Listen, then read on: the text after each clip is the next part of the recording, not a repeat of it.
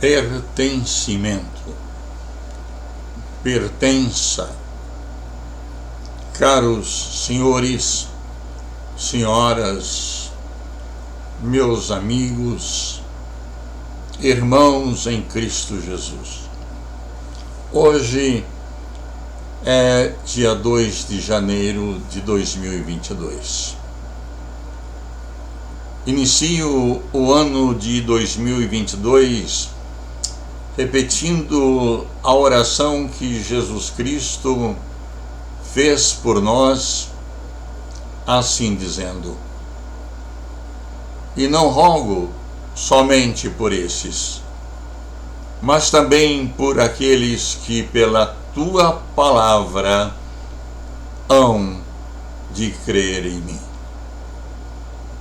Iniciamos mais um ciclo de nossa vida, adentrando o ano de 2022. É importante refletirmos se a nossa vida pertence ao Senhor Jesus. Não basta afirmarmos que o Brasil é do Senhor Jesus, mas é importante perguntarmos a nós mesmos se nós pertencemos a Ele. Pertença ou pertencimento. Uma palavra que tem sido muito usada ultimamente, e ela tem por definição o ato ou efeito de pertencer a alguém, de fazer parte de um grupo ou fazer parte da vida de alguém.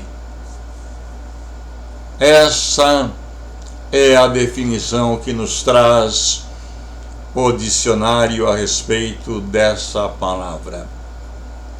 A busca pelo sentimento de pertencimento parece ser algo inerente aos seres humanos.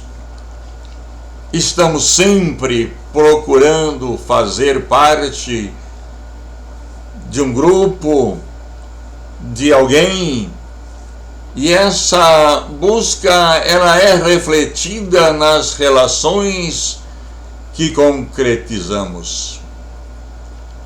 Pense na necessidade de termos e conhecer pessoas e pertencer a um grupo de amigos. Se aceitamos Jesus Cristo e não rejeitamos o seu sacrifício feito na cruz do Calvário a nosso favor, Ele nos inclui nessa oração. Pai, eu não rogo somente por estes, mas também por aqueles que pela tua palavra hão de crer em mim, para que todos sejam um, como tu, ó Pai, o és em mim e eu em ti. Que também eles sejam um em nós, para que o mundo creia que tu me enviaste. E continua Jesus dizendo: e eu dei-lhes a glória que a mim me deste, para que sejam um, como nós somos um.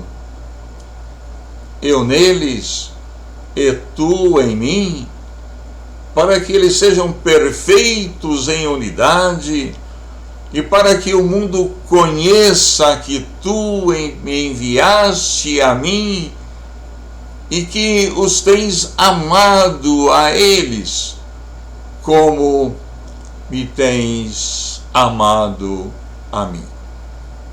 Você encontra isto lá no Evangelho de João, capítulo 17, nos versos 20 a 23. Isso é pertença. Não somos mais de nós mesmos, mas pertencemos ao Senhor Jesus, assumindo o compromisso de segui-lo para onde for que Ele nos mandar, fazer o que Ele quer que nós façamos como manifestação de nosso amor a Ele, retribuindo o amor que Ele primeiro nos deu. Nós o amamos porque Ele nos amou primeiro. Estamos vivendo em tempos muito difíceis.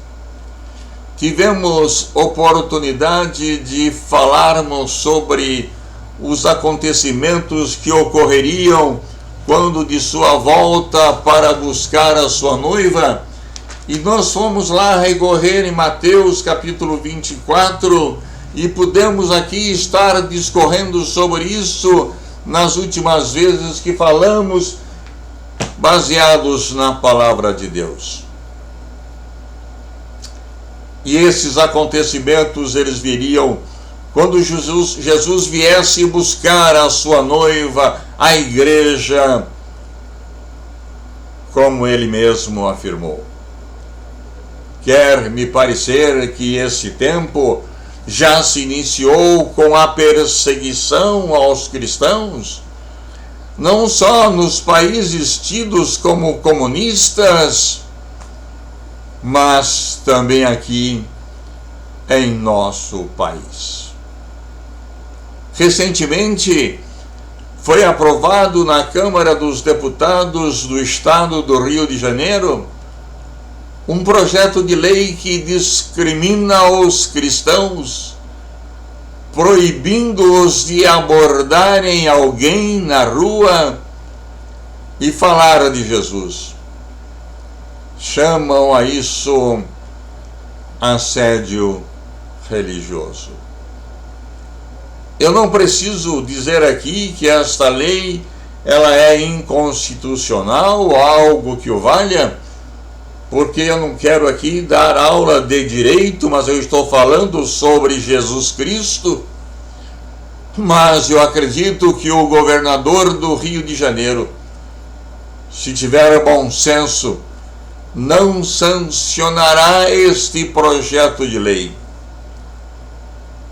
Contudo, outros ataques à cristandade virão e não vai demorar muito. Há 50 anos, quando víamos filmes ou livros de ficção científica ou não, críamos que ela jamais se tornaria realidade. No entanto, todos os dias se descortinam diante de nossos olhos acontecimentos que nos espantam. Hoje, temos a liberdade de irmos a um templo e cultuarmos ao nosso Deus.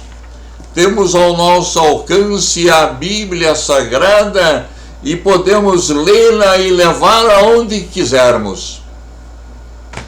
No entanto, já se apregou aqui os inimigos do Evangelho, que se eles chegarem ao poder, farão o chamado, entre aspas, controle social. Acabarão com a moral cristã, chamando o que hoje eles chamam de falso moralismo católico e no qual nós estamos incluídos. Não quero que me vejam como um pregoeiro do caos logo na nossa primeira meditação desse ano de 2022. Mas não vai demorar muito e as Bíblias elas serão recolhidas nós não mais poderemos tê-las conosco e não mais poderemos lê-las como já aconteceu séculos atrás. Por isso, a recomendação da palavra de Deus: esconda a palavra em seu coração.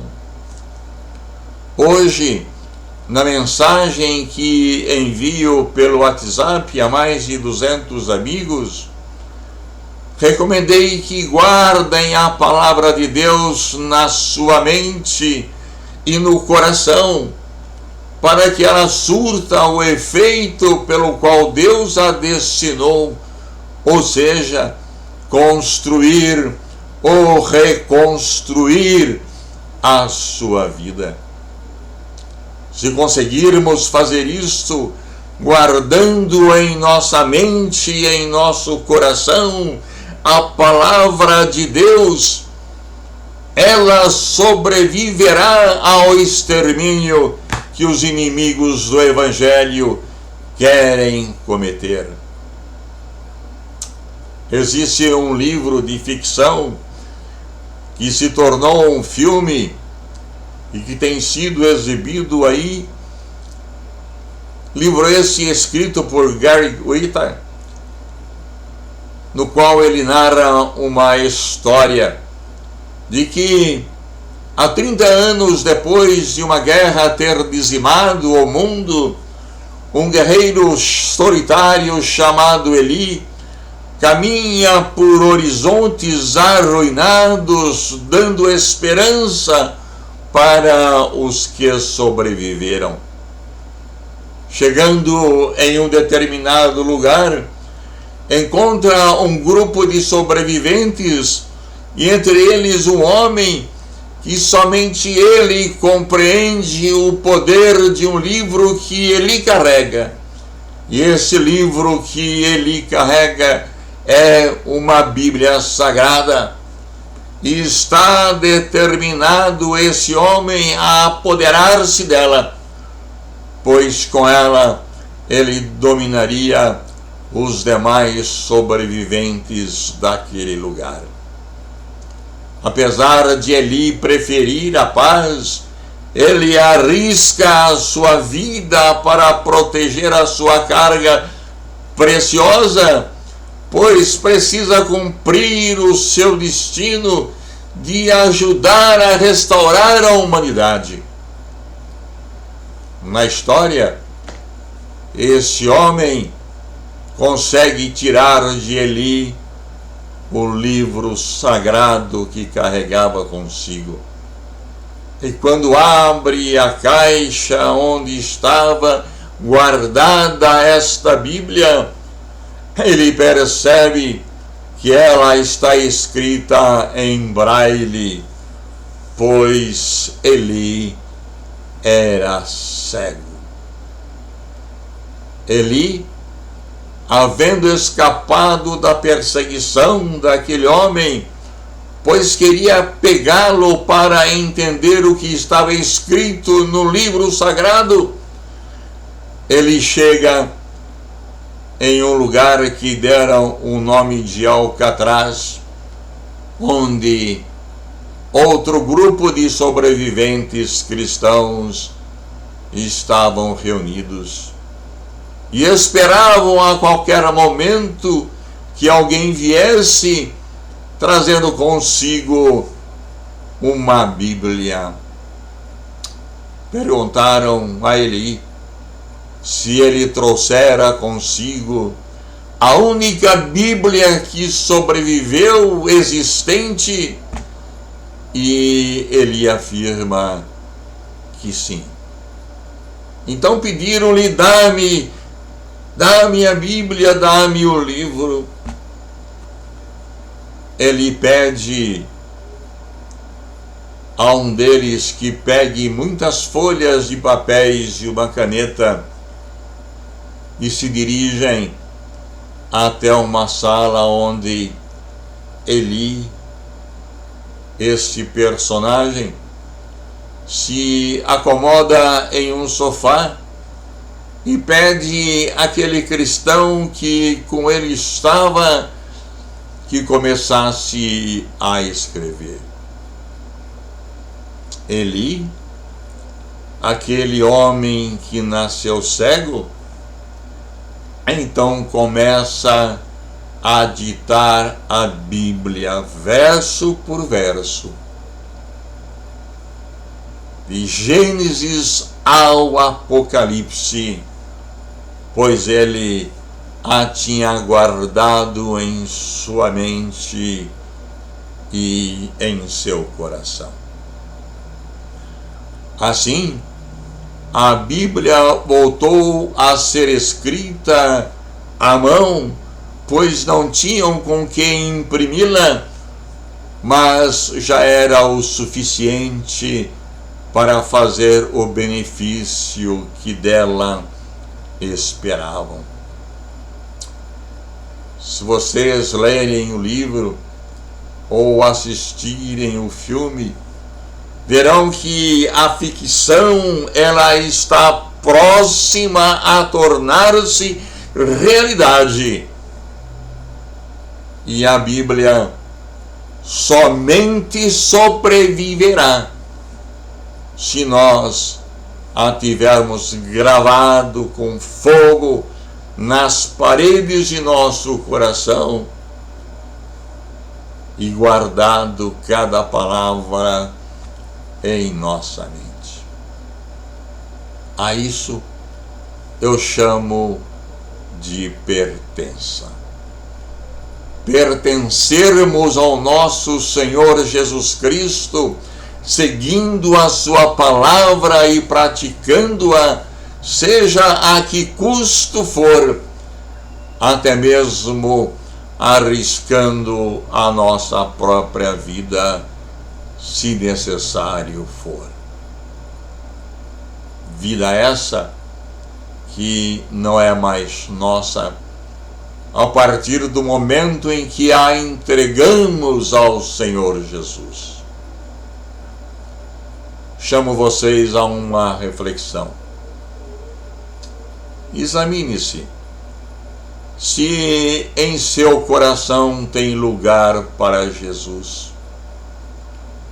Pois de outra forma, se não pertenceres a Jesus, na eternidade com Deus não haverá lugar para você. E o meu desejo, meus amigos, meus irmãos em Cristo Jesus, é de vê-los ou de esperá-los junto de Jesus quando eu lá chegar. No céu sempre haverá lugar para mais um, com as vestes salpicadas pelo sangue de Jesus. Depende unicamente de você. Termino dizendo as palavras de Jesus: deixo-vos a paz, a minha paz vos dou, não vou-la dou como o mundo a dá. Não se turbe o vosso coração, nem se atemorize. Deus te abençoe e até uma próxima vez, querendo o nosso Deus.